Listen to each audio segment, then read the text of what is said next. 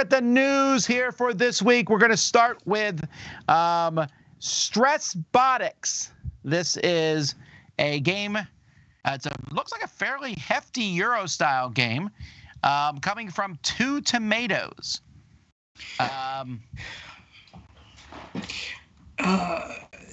What is this about? Stressbiotics? Okay. Players control beta bots sent by the Cubotics Corporation to retrieve resources from a distant planet, then deliver them to specific orbitable locations for collection by the corporation's spaceships. Unfortunately for the beta bots, the competing Silena Droids Inc. has sent their own robots to the planet, and the planet itself is unstable. More jargon. Yeah, I don't like the name. Stressbiotics sounds like I'm about to work out or something like that, and I really don't like exercise. Let's do the Stressbiotics. I'm not an exercise kind of person. And with that cover too, it's like, what is this stacking blocks? What am I doing? Yeah. Did you see the price on this game? $100. Oh my goodness. That's good for the hobby. Anyhow, I didn't. You're such a target. I didn't say that about this game. It does look like it's a pretty big, hefty game, though. I was forgetting the cover. I think the board game itself looks interesting. I'm getting a little bit of a D. Mocker vibe from it, but I don't see $100 in the box. But besides that, the price of games, unfortunately, is creeping to $100 at this point. It's colorful. No, I don't think so. For me, I don't. Well, I'm interested. All right, Catan. Let's go to something that Mr. Buonocore knows a lot about: the Stone Age. All right, so we have Catan: Dawn of Humankind. This is you're going to be traveling through the world while developing your technology and culture. This is a reboot of a game that they did years ago called The Settlers of the Stone Age. To the point, I immediately thought I've seen this before, and I have. So this is, if you played, I don't know, have you played any of those older ones, Z? You know, I don't remember if I have or not. I might have tried one of those spin-offs. There was the American one, Rails. Yeah. But basically, in these games, often you have a piece that there's things you're like moving across the board. It uses the Catan game, but it's a set map. And then you're kind of moving across the board and discovering, essentially. It's like 50% more complex than, say, normal Catan. Right, yeah. And they still make these, too. I mean, not that long ago, they had the Incas one, and they did, Game of Thrones one, right? They did a Game of Thrones a few years ago. I did not particularly care for either of those, but this one I remember. I should look up to see what I ranked the original one on Board Game Geek, because it's been so long. The Settlers of the Stone Age, I have not ranked it. I might not have played it then. You never played it. Rated it. Interesting. All right. Well, let's move to some more Catan news. This is interesting. So they made that 3D Catan set that was like $250. Beautiful thing. Now they're making an expansion for that has Seafarers and Cities and Knights. And I got to say, it looks real pretty. But you got to really like Catan if you're going to get this. Oof. And you have to have already had this is not standalone. This is an expansion, a really fancy, pricey expansion to a really fancy, pricey core box. Right. You're now going all in on the Catan at this point. Eh? If you're a fan of Catan, then I think it's probably a no-brainer. If you're a fan of the game and you play this game, I think Catan did great for the hobby. Still sells as one of the biggest games out there, but I'm just not a fan of it any longer. So this wouldn't be for me, but I can see there's absolutely a market for this game. Well, I got the fancy schmancy version of Catan is in the Dice Tower library. So when this does come out, we'll have to get it and stick it in there so you can play because Seafarers to me really makes Catan a better game. And this is very pretty. I mean, if this is the way it's going to look, these pieces are great. The little knight there with the two kind of plastics. This is very pretty rendition of this game. Yeah. All right, it's about time. In Marvel Champions, the mutants have shown up. Woo-hoo! So, surprising nobody, Is So Roy Mutant having a Genesis- meltdown right now? Well, he would have more of a meltdown. Was this not a? He already knows about it. No. Anyway, Colossus and Shadowcat and Sentinels and Sabretooth and Magneto, and they're also Cyclops and Phoenix, their own packs. And since there are at least 200 zillion, not an exaggeration, mutants in the Marvel Universe, Fantasy Flight will be making money, and pretty soon they're just going to rename themselves as Marvel Champions Flight, because that's pretty much all they sell anymore. Marvel Champions Who's, Flight. That's terrible. Excuse me. Who's Robert Kelly? I'm trying to remember. Robert that name. Kelly is the senator. Senator. Robert Senator, Kelly is a senator who's always against mutants. Yes, Senator Kelly. Right. I just the Robert just messed me up there. Cool. All right, I'm excited about this next. Oh, sorry.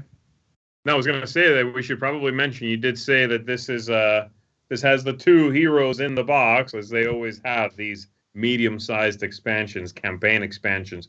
But yes, like you said, on the very same day this releases, they are also releasing two standalone packs, which they haven't done yet. Usually, if this drops on a day, that's it. That's the thing that comes out.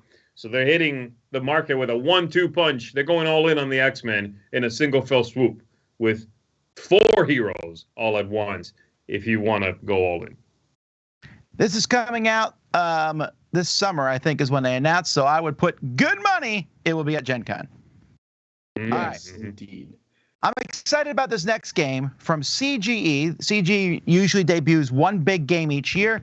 This year it's Starship Captains from Peter Hofgaard. This is Peter's first design. Definitely a spoof on the Star Trek style thing here, which obviously Buonocore knows a lot of trivia about. I do. You are a new Starship Captain. You're going around building an engine, getting a crew, going around this universe. I'm kind of, I really am excited about this. I don't know really much about it other than the very small blurb here, but A, CGE, B, it's obviously a non-IP infringing version of Star Trek. Here you can see there's Captain Janeway right there in front. Oh, it looks really cool. Definitely want to see this game. It's a nice cover. There's Yeah. something movie poster-esque about that cover that is really well done. Oh, yeah. Yeah, Oh, this looks like the next Disney movie, right? You know, and It does. It really does. I think they knocked it out of the park with this cover. What's the Star Trek Star Trek Prodigy? It kind of gives it that vibe. That's the one of the series on. You mean Lower Decks? No, the other one, which is really for kids, not young adults. Do you watch Prodigy? It's called Star Trek Prodigy, also on Paramount Plus. Don't dodge the question. Do What? you watch it? No, I'm not dodging it. I grandkids- watched a little bit of it. It's a little, emo for me, but I have My not finished the grandkids series. watch it. I don't I have know. not finished the Buonocore. series. I I was will watch kidding. it. I will watch it.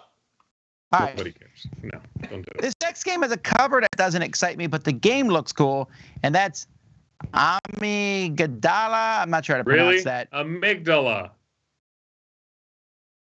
Are you serious? Amygdala. That's how you pronounce it? Definitely. Yes, amygdala. Yes. Definitely Amygdala. Does that mean but, something? Yes.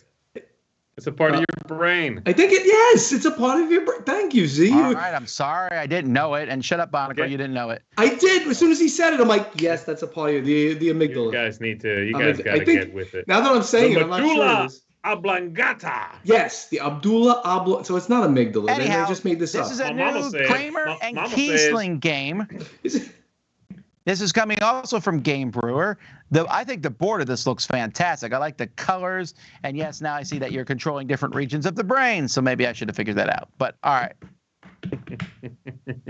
I just It asked does the, look cool, the though. chat room. I like the box art. The chat room? What is this, 1996? Vintage. It's called chat. It's called live chat. If you didn't even know that, Tom. See, it says chat, live chat. Oh my You God. said the chat room. Oh, I'm sorry. Here So I am. shouldn't use the Welcome word to room. AOL. I can't You use got the. mail.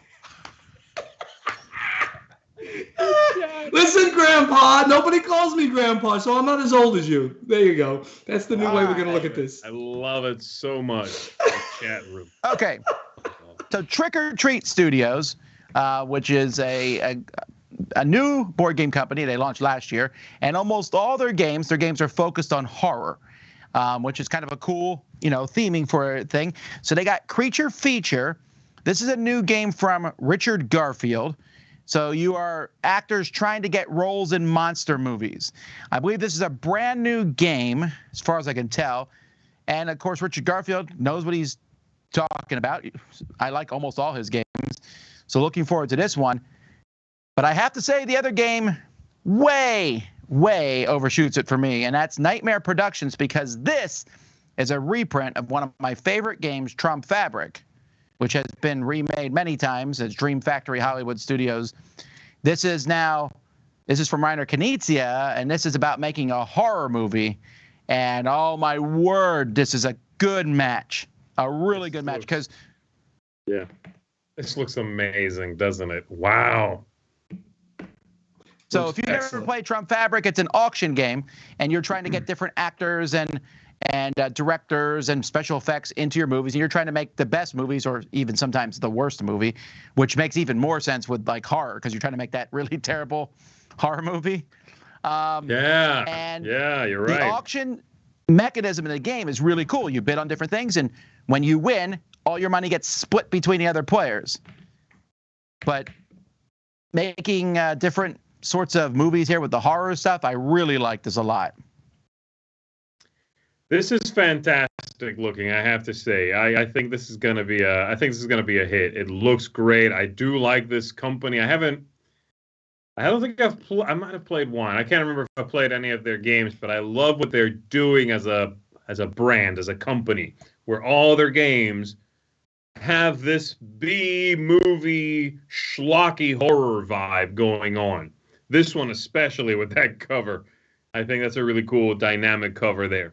But yeah, this is a very exciting release. You guys remember the early Z-Man B-movie card games? It gives me that idea, but it looks like it's a modern design. Those were very old. And so you never played Trump Fabric?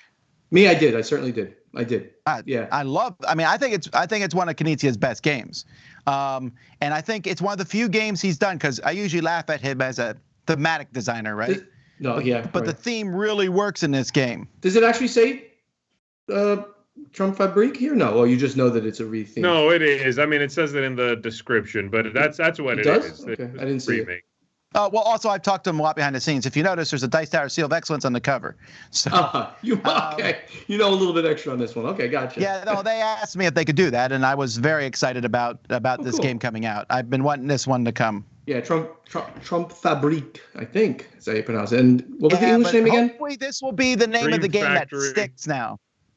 Dream Factory, right? Yeah, this Creature Feature. Nightmare Productions is a great title. Nightmare Productions, that's great.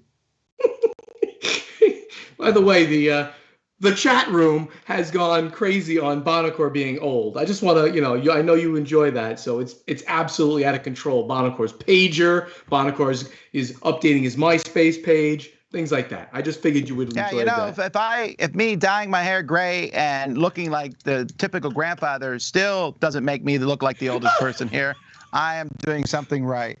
All right, let's jump to WizKids making what in my opinion is a completely unnecessary product here, Fantasy Realms Deluxe Edition. Sure, Fantasy Realms, which came out 5 years ago, but in the last year has had a resurgence of popularity. It's a really small game, came out with an expansion, so now they're sticking it all in one box and making it look bigger and nicer. Now, I will say the artwork looks way better in this version. Yeah, it looks good. So there's that. Did you skip a game? I'm sorry. I thought we had. Okay. Creature Feature and Nightmare Productions were two different slides. That's all. Gotcha. All right. Yeah, anyway, Fantasy Realms comes is a with the good expansion. game, but are there tokens in here or something? Is there anything else in here that is simply just? Unfortunately, this is the game. It includes the first expansion, Cursed Horde, and now 2 expansion modules, which means if you already own the game, you're kind of out of luck. You got to buy it all to get the new stuff, as far as I can tell. It's also $34.99, which the kind of price creep on which was a pretty small game. Wow. You can just go buy that one game I was telling you about for $1.99. What was it? Let's find out. All right. Such a good. Maybe that's Easy why money. It was easy money. Easy money, Don. Let's do it. Finally in the news here, the biggest awards in board gaming. The nominations were announced. The Spiel des Jahres awards, which are announced every year around this time. And then throughout the year, starting in 2 weeks, they'll announce the winners for the kids. And then they'll announce the different awards as time goes by. I think halfway through June or at the end of June, they announce the big ones. But anyway, there's 3 awards. The first is the Kinderspiel, the Kinderspiel, which is for kids. Interestingly enough, 2 of the games nominated here, Och Schon Clever and Quacks and Co. Quedlinburg, are both kids' versions of very popular games. Sure. One of them, the Quacks of Quedlinburg, won one of these awards in the past, won the Kennerspiel a few years ago. Mm-hmm. You know what that means? This is about to signify. Well, go ahead and finish. Talk about the last one. Zauberberg is the other one. I don't know much about that. It's also known as Magic Mountain. So, if Quacks and Co. wins this, that's about to signify, I feel, a whole slew of game designers and publishers who will make kids editions of games that have won or been nominated for the Spiel or fall into that category. You know what I mean? There's going to be suddenly all these games, I feel, that are going to be whatever that won junior or, for kids or I don't know. We'll see. I'm curious to see if it does win, if we'll see a noticeable uptick in that kind of branding. Well, we've already seen a lot of, My First and that kind of stuff. So I don't know if that's truly a change, but sure. I mean, it's interesting. This is the first time I've seen a single designer have 2 games in the same category. Oh, really? Wolfgang Warsch has both those games. They're both his. Oh, yeah, they're both his. I think he did that already. No, he's had a game in 2 different categories, which, by the way, he does again this year. Right. But he now has a 2/3 chance of winning. Yeah, the guy that's pretty impressive. The guy's pretty amazing. Yeah, that's very cool. When they announce the award, if he wins, he will also have to look upset that he lost. Yeah. That's interesting. He's also a very talented, very good actor. Very good. Okay, guys. By the way, we need to pick what you want to win and what you think will win. Well, we can't do what we want to win because we haven't played this. So, which one do you think will win? I'm gonna put my money on Quacks. Yeah, Quacks. Buonocore has to say the Clever because he published the adult version. No, I did, but no, I mean, there's an adult version of this game. No. Anyway, I mean, just looking at them, I would say Quacks, just because I don't know anything about it, but I would say Quacks just because it's a kind of a more interesting, bigger thing. But who knows? Also, it has a donkey on the cover. Yeah, gotta like the donkey and the sheep, both. All right. For the Kennerspiel, this is their Advanced Gamer Award, or, kind of gamer games. They have Cryptid, Dune Imperium, and Living Forest, which was just released, actually. They also have a recommended list of Ark Nova, which I was surprised about, since that's a pretty heavy game, Korra, and Witchstone, which Mr. Buonocore really likes Witchstone. I do. I think Witchstone's an excellent game. Of these 3, the one I would like to win is Dune Imperium. The one I think will win is Living Forest. I'm with you. Living Forest, I think, is the one that's going to take it. I have not played it, so I can't. It's like a combination of a lot of mechanisms of different games. Oh, it's definitely deck building. Yeah, personally for me, it's the one I like the least out of the 3. I just think it will win. I think Cryptid will win. All right. And if you're wondering, if you're watching, didn't Cryptid come out several years ago? Yes, but this is an award based in Germany, so they go by when the game was released in Germany. Right. Both Cryptid and Dune Imperium came out in German. Right. And then the big award, this is the biggest one. This is their family game. This is the one that if whoever wins this is going to sell a minimum of 50,000 copies. We have Cascadia, Scout, and Top 10. Top 10 is the only game of all these, the main 6 here, that I have not played. Also, I should mention they recommended Seven Wonders Architects Echoes, The Dancer, Magic Rabbit, My Gold Mine, So Clover, which I'm sad didn't make it, and Trek 12 Himalaya.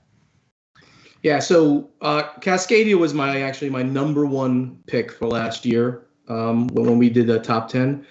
And I think it's brilliant, so I'm rooting for it. But Scout is a phenomenal ladder climbing game, phenomenal. So it's a lot more simple. So it's surprising it's even on this list. It's sort of that weird in between a family and a gamer They often game. put a real little game on. But Scout is not even close to gamer. What are you talking about? That's super light. Right, right. So why is it on?